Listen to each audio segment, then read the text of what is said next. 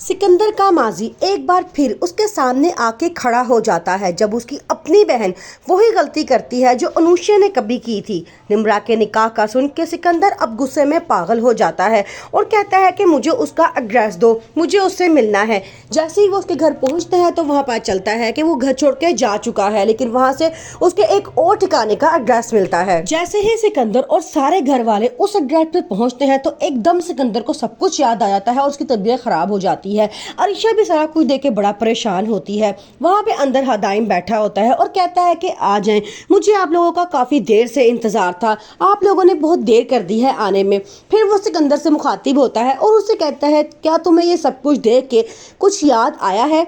मुझे लगता है कि सजावट में थोड़ी कमी रह गई है क्योंकि तुम लोग बहुत जल्दी आ चुके हो। फिर वो उसे वो वक्त याद दिलाता है जब वो अनुष्या को उसी घर में लेकर आया था और उसे निकाह किया था। कहता है याद है तुम इसी सोफे में बैठे थे अनुष्या से निकाह करने के लिए, और निकाह करने के बाद तुमने उसका क्या हाल किया था, उसे तलाक दे दी थी और उसे घर से धक्के मार के ना सिर्फ निकाला था बल्कि निकाह नामा भी उसी टाइम फाड़ के फेंक दिया था। से सब कुछ सुन के सिकंदर की आंखों में आंसू आ जाते हैं और वो उसे पूछता है कि तुम कौन हो? तो दाइम बताता है मैं कौन हूँ ये मैं तुम्हें नहीं बता सकता, लेकिन मैं तुम्हें ये बताने के लिए आया हूँ कि तुमने जो कुछ किया है अनुष्या के साथ बहुत गलत किया है। फिर सिकंदर उससे पूछता है कि इस वक्त अनुष्या किधर है? तो वो बताता है कि अनुष्या मर चुकी है। आफरीन उस वक्त सख्त मुसीबत में फंस जाती है जब निम्रा सबको ये बात साफ बताती है कि मेरी मामा को इस शादी का पता था, लेकिन उन्होंने जबरदस्ती मेरी शादी हादी के साथ करवा रही थी। सब उसे सवाल करते हैं कि तुमने हमें इस शादी से रोका क्यों नहीं? तो वो कहती है कि सब कुछ मैंने इसकी बेहतरी और भलाई के लिए किया था।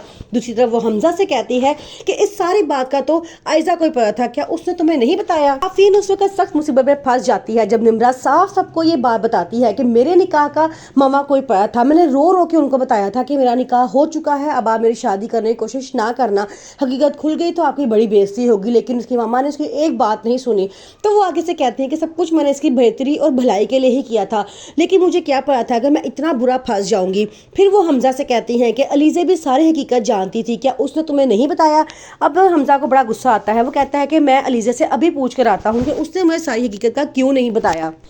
जब हमजा अलीज़ा के पास जाता है तो अलीज़ा उसे कहती है कि मुझे ये पता था कि वो किसी को पसंद करती है और शादी करना चाहती है, निकाह का मुझे भी नहीं पता था। हमजा को उसकी बात की यकीन आ जाता है और कहता है कि हाँ हो सकता है कि उसने तुम्हें ना बताया हो।